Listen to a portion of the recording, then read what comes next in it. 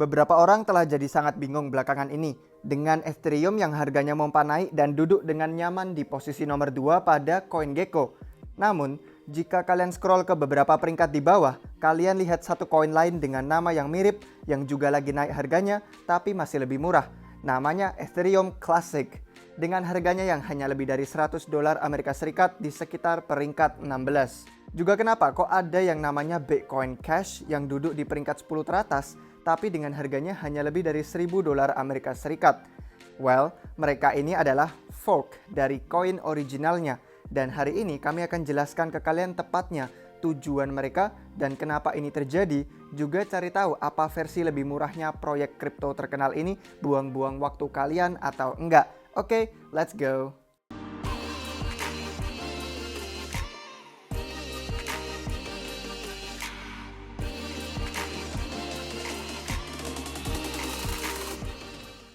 Kalian ingin update harian tentang pasar kripto dan juga memes? Kalau iya, subscribe ke channel kami dan follow semua akun media sosial kami yang lain. Follow sekarang dan kalian akan langsung masuk ke dalam undian memenangkan satu koin BNB. Buruan guys, karena kami akan mengumumkan pemenang hadiah ini segera. Lihat link pendaftaran giveaway yang ada kami sediakan di deskripsi di bawah dan ayo gabung sekarang. Sedikit disclaimer, kami itu bukan penasihat keuangan, jadi mohon lakukan riset kalian tersendiri sebelum menginvestasikan uang apapun, karena kami hanyalah sekelompok tim peneliti. Oke, jadi kami sudah menerima banyak komentar dan pertanyaan untuk minta kami ada apa dengan koin-koin yang punya nama mirip ini, apa mereka itu, dan dari mana mereka berasal. Pada dasarnya, mereka adalah fork dari proyek originalnya. Fork itu berbeda dari cloningan. Cloningan itu waktu ada blockchain yang disalin kode dan arsitekturnya ke suatu merek yang baru. Seperti Tron, contohnya itu dituduh melakukan ini, cuma copy-paste dari Ethereum. Kami sudah bikin video penuhnya yang bisa kalian temukan linknya di deskripsi.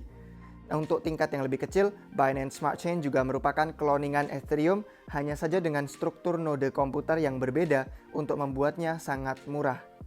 Ini gerakan yang bagus dilakukan Binance karena mereka sudah punya audiens dan pengguna yang ingin menggunakan DeFi, tapi karena tingkat desentralisasi Ethereum yang tinggi dan popularitas jaringannya yang besar, itu jadi sangat mahal. Inilah kenapa BSC yang lebih murah telah jadi mantap buat komunitasnya. Itu tadi bicarain soal cloningan. Nah, tapi yang mau kita bicarakan hari ini adalah fork, dan fork ini berbeda karena fork adalah waktu ada blockchain yang split atau memecah. Jadi satu chain menjadi dua chain. Kalian bisa pikirkan ini seperti rel kereta. Gerbong kereta nggak pernah keluar dari relnya, tapi bisa berubah arah tujuan dan pergi ke salah satu jalan, tergantung mengikuti lajur relnya diatur kemana. Bisa ada banyak alasan berbeda kenapa suatu blockchain itu melakukan fork. Perbedaan ini sering dirujuk sebagai hard fork atau soft fork.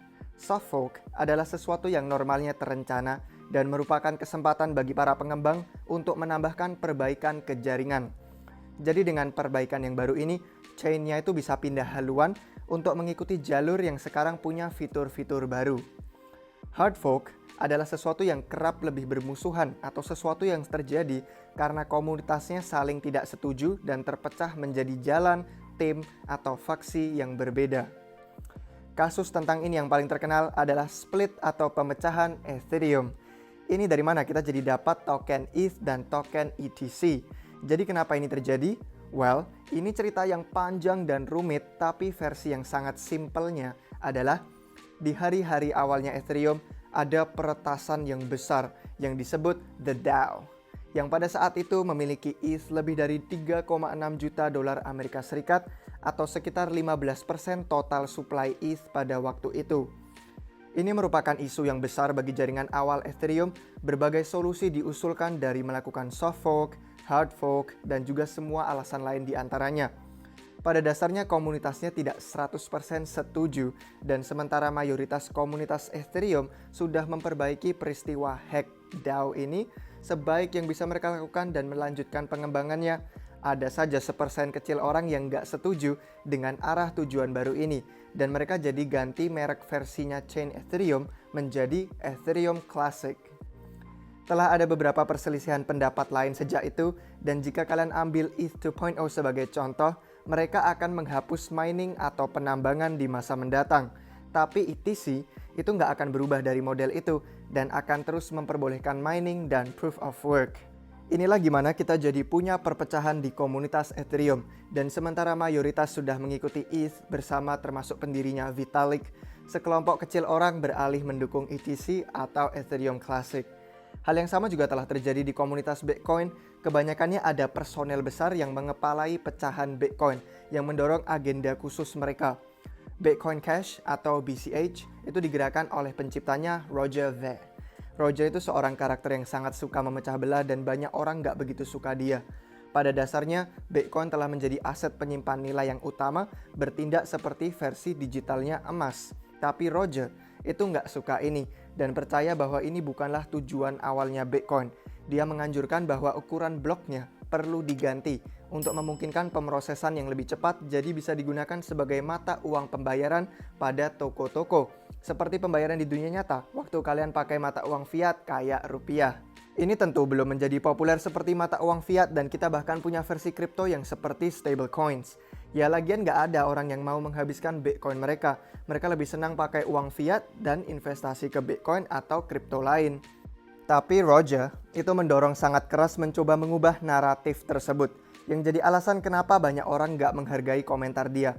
Proyek kripto yang nyata itu tidak butuh oknum di baliknya, tapi sebaliknya biarkan teknologinya sendiri aja yang berbicara dan membuktikan. Bitcoin Cash punya komunitas yang mendukungnya, meskipun itu nggak memiliki pengguna sebanyak yang dimiliki Bitcoin. Itulah dua kasus fork terbesar yang telah terjadi, tapi sejujurnya ada banyak-banyak yang lainnya. Kami menemukan gambar yang bagus ini di Instagram yang menunjukkan semua fork dan split perusahaan-perusahaan. Satu lagi yang terkenal adalah Stellar Lumens, terpecah dari Exapi karena perselisihan perusahaan. Perhatikan aja gambar yang ada di layar ini yang kami dapat dari Cryptonomy. Ini menunjukkan semua split atau pecahan koin-koin. Hampir kelihatan seperti kayak pohon keluarga. Secara pribadi, kami rasa ada risiko besar berinvestasi ke fork dari proyek utama ini. Nggak ada pertanyaan lagi, BTC itu ya Bitcoin dan ETH itu ya Ethereum. Meskipun token-token lain ini berbagi sejarah yang sama dan namanya mirip, ini tidak menjamin kesuksesan mereka. Sangat-sangat tidak mungkin bahwa koin ini akan mengambil alih posisi proyek utama tempatnya berasal. Jadi kenapa kok banyak yang mendorong orang untuk berinvestasi ke sana? Ya seperti hal lainnya, jelas ada orang yang cuan dengan koin tersebut, tapi kami mementingkan keamanan uang kalian di sini di Republik Rupiah dan tidak mengambil risiko berlebihan yang sembrono. Beritahu kami apa yang kalian pikir guys, apa kalian pikir proyek-proyek hasil fork ini punya masa depan dan apa kalian ada yang hodl mereka? Jangan lupa untuk like dan subscribe biar nggak pernah ketinggalan video apapun. Dan follow kami di semua platform media sosial khususnya Instagram dan Twitter untuk informasi di balik layar. Sampai jumpa kalian semua di waktu yang berikutnya. Cheers!